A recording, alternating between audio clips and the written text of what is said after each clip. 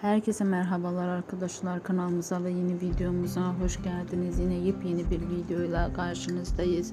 Yakışıklı oyuncu Burak Özçivit ve onun partneri Neslihan Atagül'den çok güzel fotoğraflar geldi.